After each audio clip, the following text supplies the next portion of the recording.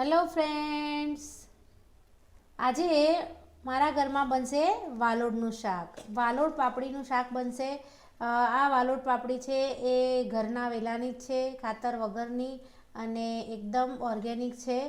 તો આજે હું વાલોડ પાપડીનું શાક મારા ઘરમાં કેવી રીતે બનાવું છું એ હું તમારી સાથે શેર કરવાની છું.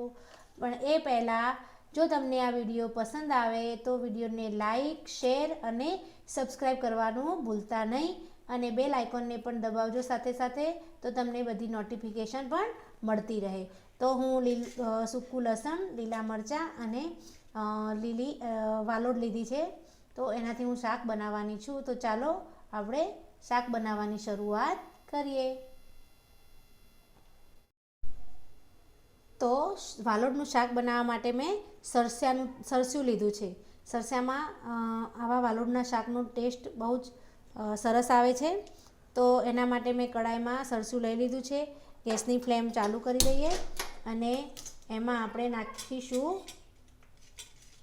તો હવે એમાં મેં આ લસણ નાખી દીધું છે.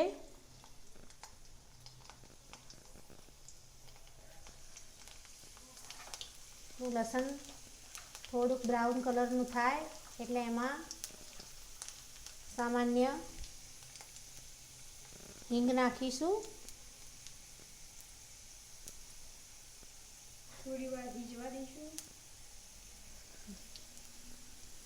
બધું પસાવા નહીં નાખવાનું? ના, હિંગ નાખીશું.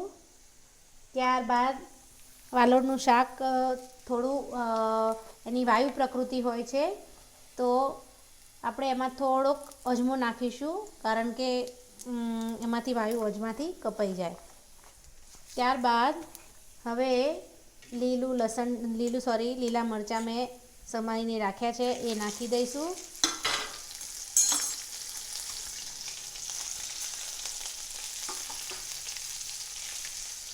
હવે આપણું લસણ બ્રાઉન થઈ ગયું છે, તો વાલોડ એમાં નાખી દઈશું.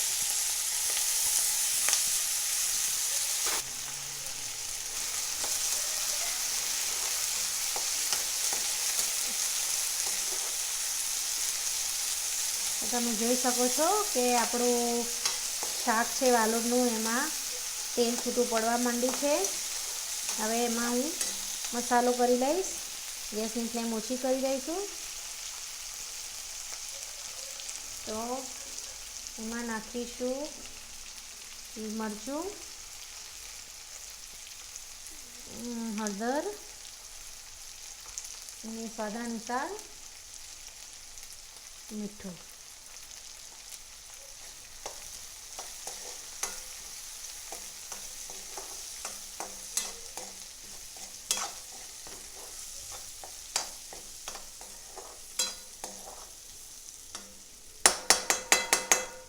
આપણો મસાલો શાકમાં થઈ ગયો છે.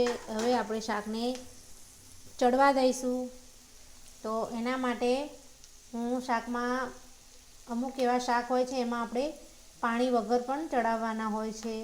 તો વાલોડમાં પાણી પણ એડ કરી શકાય છે, પણ કૂણી વાલોડ છે એટલે હું એમાં પાણી એડ નહીં કરું. તો એના માટે હું શું કરું છું, આ પદ્ધતિ અજમાવું છું.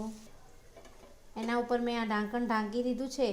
હવે એના ઉપર હું પાણી રેડીશ, તો ધીરે ધીરે શાકમાંથી પાણીની વરાળ રૂપે અંદર ટીપા પડતા જશે અને શાક સિજતું જશે.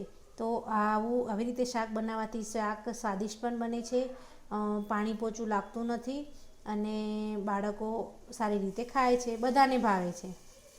તો હું એના પર પાણી રેડી રહી છું.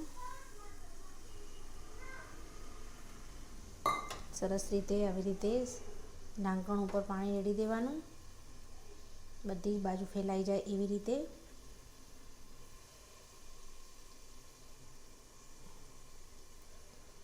હવે ધીરે ધીરે ઓછા તાપે એને ચડવા દેવાનું. 10 મિનિટમાં આપણું શાક તૈયાર થઈ જશે.